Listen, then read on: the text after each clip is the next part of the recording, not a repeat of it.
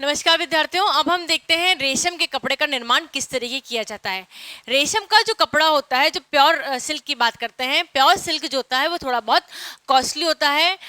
चूंकि ये कॉस्टली होता है इसलिए पुराने समय में राजा महाराजाओं तक ही यह सीमित रहता था और यह राजा महाराजाओं के द्वारा पसंदीदा वस्त्र हुआ करता था।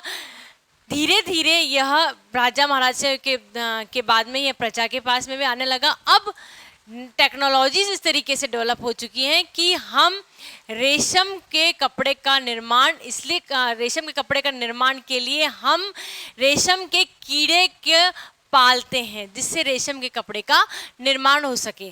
तो इसके लिए सबसे पहले क्या किया जाता है, शहतूत की खेती की जाती है। रेशम का जो कीड़ा होता है वह रेशम का कीड़ा किस पे बनता है, शहतूत के जो पेड़ होता है उसके ऊपर बहुत आसानी से पलता है, वह वहीं पर ही पलता है।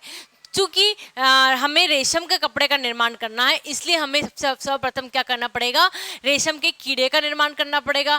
और रेशम के कीड़े के लिए हमें क्या करना पड़ेगा, शहतूत की खेती करनी पड़ेगी। तो सर्वप्रथम शहतूत के बड़े बड़े बाग लगाए जाते हैं, बड़े बड़े तरीके से खेती की जाती है। शहतूत के पेड़ के पेड़ लगाए जाते हैं ताकि उसके ऊपर रेशम के कीड़े का निर्माण हो सके। उसके बाद और जो ये होता है रेशम के कीड़े की पालना जो पाला जाता है उसे क्या कहा जाता है, सेरीकल्चर का नाम दिया जाता है। इसमें सेरीकल्चर वह प्रक्रिया है जिसके अंदर की रेशम के कीड़ों को पाला जाता है, रेशम के कीड़ों को परंपित किया जाता है, कीड़ों को पाला जाता है। ठीक है, शहतूत के पेड़ के ऊपर पाला जाता है। कीड़ा जो होता है रेशम का कीड़ा, उसकी मुख्यतः 4 अवस्थाएं होती है, अंडा, लार्वा, प्यूपा और कीड़ा। रेशम का जब हम बात करते हैं, हमें धागा बनाना है, रेशम का कपड़ा बनाना है, तो हम जो लास्ट स्टेज है कीड़े वाली स्टेज, इस कीड़े वाली स्टेज तक आने नहीं देते हैं। हम प्यूपा में ही धागे को निकाल लेते हैं। किस तरीके से निकालते हैं, जो मादा होती है वो अपनी फुल स्टेज में आने के बाद में 3 से 4 दिवस के अंदर ही अंडे देना प्रारंभ कर देती है। अंडे होने के बाद में वह बड़े सारे कीड़े का निर्माण कर देता है और उस कीड़े, लंबा कीड़ा होता है, उसका नाम दिया जाता है लार्वा। जो लार्वा होता है वह अपना सलाइवा निकालता है और सलाइवा को पूरी तरीके से अपने अंदर कोट किया जाता है। कीड़ा अंदर है ना, सलाइवा निकल रहा है, सलाइवा निकलते निकलते उसके अंदर पूरी तरीके से एक गोल आकार ले लेता है और इस गोल आकार को क्या कहा जाता है, प्यूपा कहा जाता है। हमें रेशम का कीड़ा लेना है, वो धागा बना हुआ होता है, ऑलरेडी नेचुरली धागा बना हुआ होता है। हमें क्या करना होता है, उस स्टेज पे रोक लगानी होती है। उस स्टेज पे रोक लगाने के, अगर उस स्टेज पे रोक नहीं लगाई जाती है तो वो किसका रूप ले लेता है, कीड़े का रूप लेता है। और जब प्यूपा बाहर निकलता है तो जो धागा होता है उसको, अपना जो खोल होता है, जो सलाइवा होता है वो कठोर हो जाता है। कठोर कैसे होता है, सलाइवा निकला, हवा के संपर्क में आया और हवा के संपर्क में आने के पश्चात क्या होता है, वह सूख जाता है। और वह सूख जाता है तो क्या होता है कि वह कड़ा सा हो जाता है और फिर उसको वो अपने दांतों से काट के वह बाहर निकलता है। परंतु हमें क्या करना पड़ता है, यहीं तक रोकना है, प्यूपा तक ही चाहिए होता है हमें। तो हमें सेकेंड स्टेज में कीड़ों को पालने के बाद में हम थर्ड स्टेज पे आते हैं जिसमें हम कोकून का संग्रह करते हैं। जितने भी तरह के कोकून होते हैं पेड़ पे अवेलेबल होते हैं उनको पाला जाता है, उन पे शहतूत के पत्ते रखे जाते हैं, उनके ऊपर कागज रखा जाता है, उनको पाल के हम कोकून का संग्रह कर लेते हैं, कोकून को इकट्ठा कर लेते हैं एक जगह। इकट्ठा कब करते हैं, जब वो प्यूपा की स्टेज पे होता है। ठीक है, हम लार्वा की स्टेज पे इकट्ठा नहीं करते हैं, हम अंडे की स्टेज पे नहीं करते हैं, हम कीड़े की स्टेज पे नहीं करते हैं, हम प्यूपा की स्टेज पे इसको इकट्ठा कर लेते हैं। और इकट्ठा करने के बाद में इसकी छटाई की जाती है। छटाई में क्या होता है कि नर जो होता है उसका वजन कंपैरेटिवली मादा से थोड़ा बहुत भारी होता है, तो इसको एक रोलर पे चलाया जाता है। तो जो नर है चूंकि वो भारी है तो वो एक जगह गिरेगा और जो मादा जो कि हल्की है वो थोड़ा दूर जाके गिरेंगी।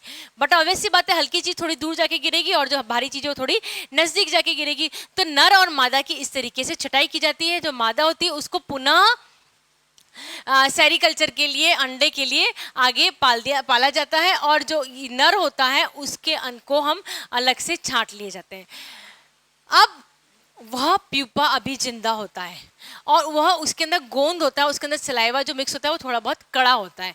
तो इसके लिए क्या करते हैं, गोंद ढीला करने की प्रक्रिया की जाती है। गोंद ढीला करने की प्रक्रिया में कुछ भी नहीं होता है, जो कोकून हमने संग्रह किए होते हैं, जो कोकून हमने इकट्ठे किए होते हैं, उस कोकून को गर्म पानी के अंदर डाल दिया जाता है। गर्म पानी के अंदर डालने से क्या होता है, ज़्यादा फायदा ये होता है कि जो प्यूपा होता है वो उस स्टेज पे ख़त्म हो जाता है और जो उसके अंदर जो कड़कनेस होती है प्यूपा की वह ख़त्म हो जाती है। उसका जो गोंद होता है जो नेचुरली पाया जाता है वह गोंद क्या होता है, ख़त्म हो जाता है और वो ढीला पड़ जाता है। ठीक है, यहाँ तक हो गया कि गोंद ढीला पड़ गया। अब गोंद ढीला हो जाता है तो हमें क्या होता है, नेचुरली धागा मिल जाता है। अब हमें धागे को लपेटना होता है ना।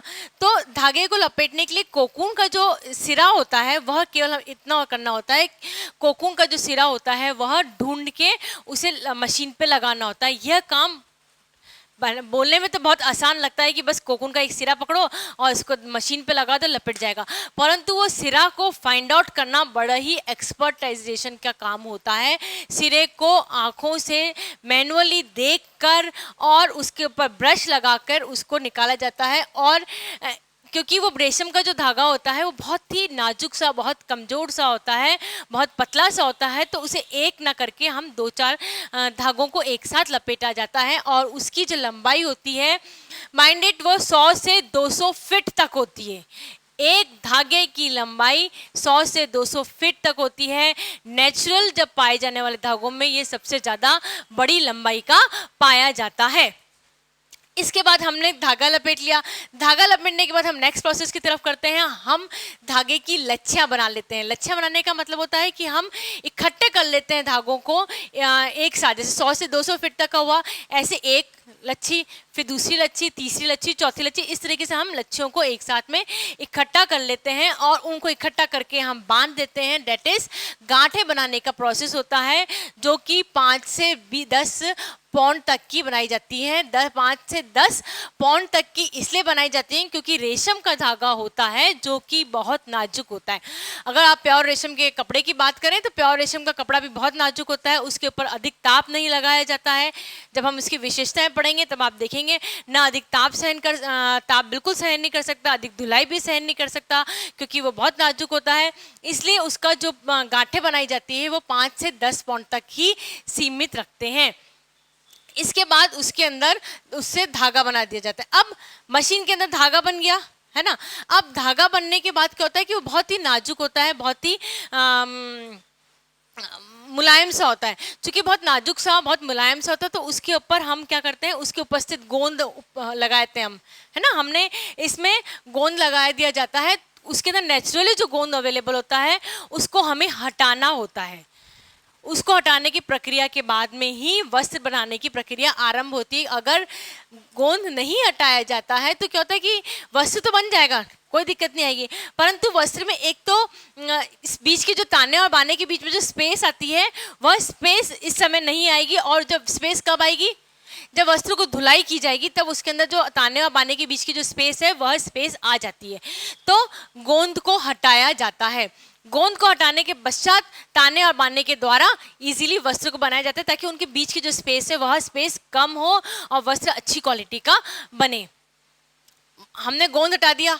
अब हमने चूंकि गोंद हटा दिया तो क्या हो गया, वस्त्र बहुत हल्का हो गया, वजन में बहुत हल्का हो जाता है।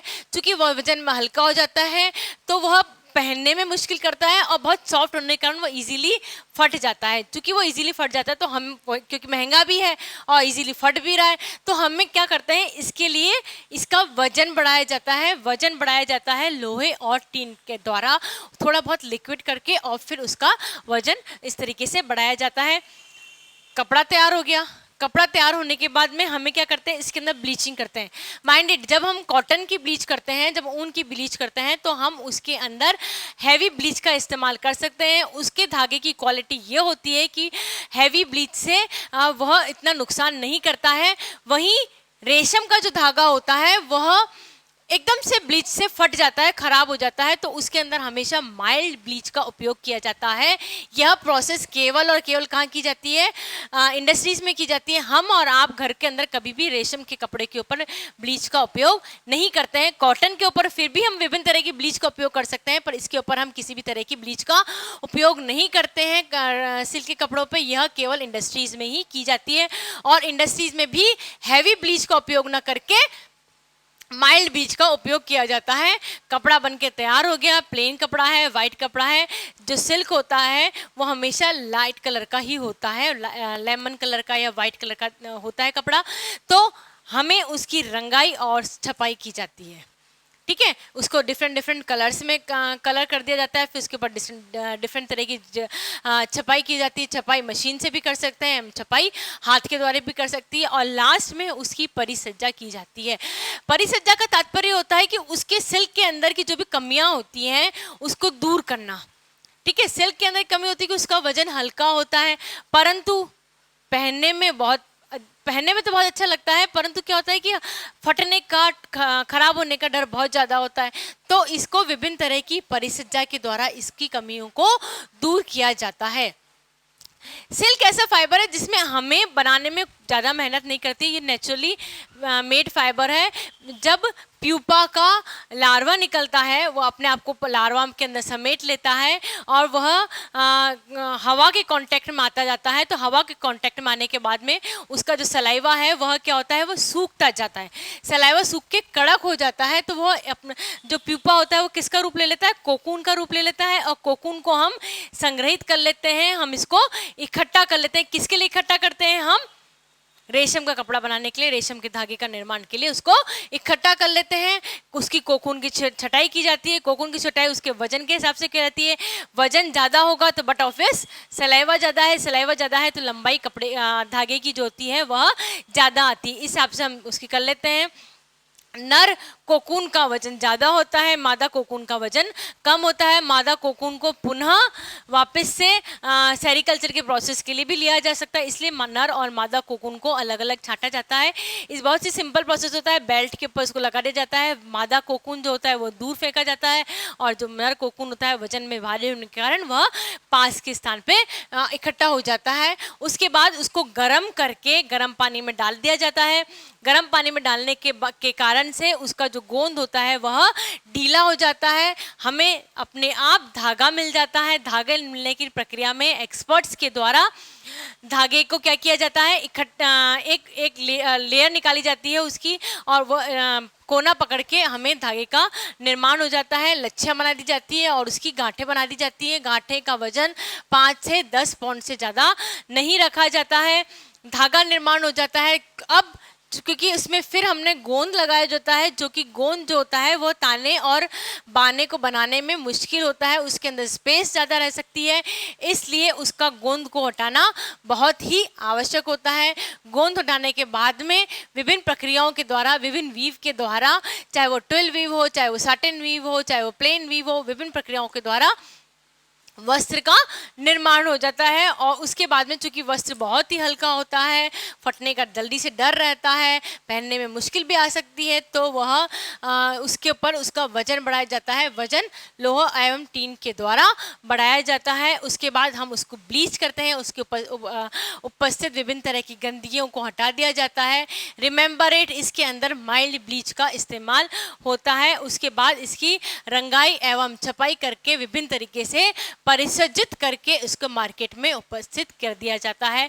सिल्क का कपड़ा मेंटेनेंस मांगता है, वह क्वालिटी मांगता है, वो थोड़ा बहुत कॉस्टली होता है, परंतु सिल्क ऐसा फाइबर है, नेचुरल फाइबर है, जो कि लॉन्ग फिलामेंट का होता है, लंबी लंबाई का पाया जाता है, और बनाने में ज़्यादा मेहनत नहीं करनी पड़ती है।